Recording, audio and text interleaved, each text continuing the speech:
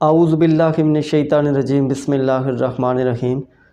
मैं हूं सरदार आमिर ज़ैद एडवोकेट और आप देख रहे हैं मेरा YouTube channel house of justice. आज की वीडियो में दो सवालों के जवाब दूंगा। नंबर एक कि अगर मियाँ बीवी की औलाद नहीं है तो ऐसी सूरत में प्रॉपर्टी कैसे तकसीम होगी, और नंबर दो, अगर मियाँ बीवी की औलाद नहीं है और उन्होंने कोई बच्चा अडॉप्ट किया हुआ है, कोई लेपालक बच्चा है, तो क्या उस लेपालक बच्चे का उन मियाँ बीवी की जायदाद में जिन्होंने उसे अडॉप्ट किया था वहाँ कोई हिस्सा होगा या नहीं।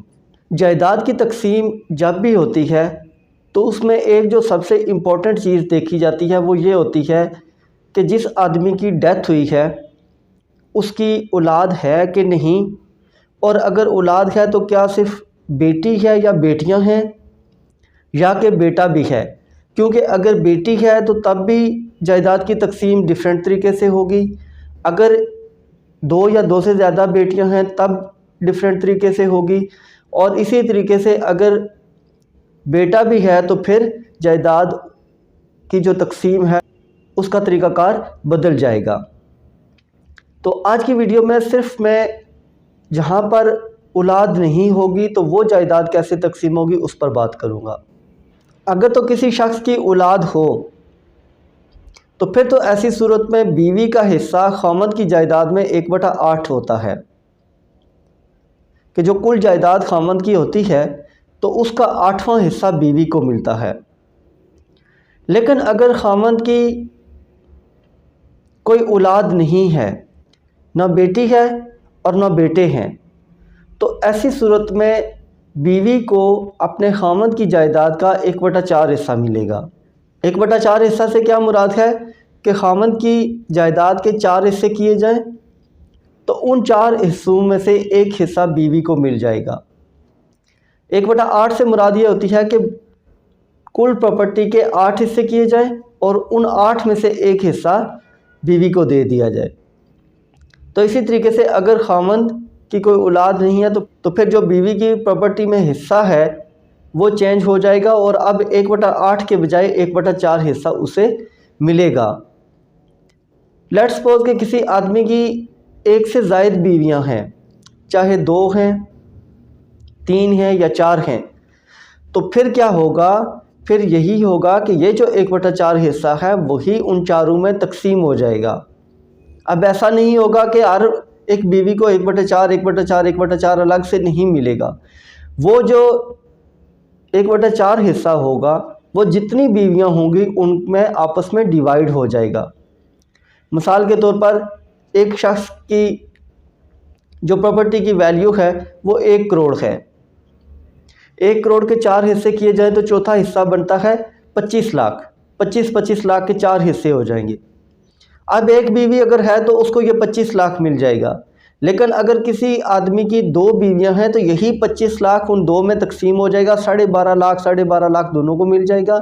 और अगर किसी की 3 है तो यही 25 लाख उन तीनों में तकसीम होगा, और अगर 4 हैं तो यही 25 लाख उन चारों में तकसीम हो जाएगा। तो ऐसा नहीं होगा कि हर बीवी को 1/4 अलग से नहीं मिलेगा, बल्कि जो टोटल 1/4 बीवियों का शेयर है वो सब में तकसीम हो जाएगा। इसी तरीके से अगर बीवी के नाम कोई प्रॉपर्टी है और बीवी की डेथ हो जाती है तो खामद को 1/2 हिस्सा मिलेगा। अगर बीवी की औलाद नहीं है, ना बेटी है ना बेटे हैं, तो फिर खामद को 1/2 हिस्सा मिलेगा। 1/2 हिस्सा से मुराद है कि जो कुल प्रॉपर्टी है उसका आधा हिस्सा खामद को मिलेगा।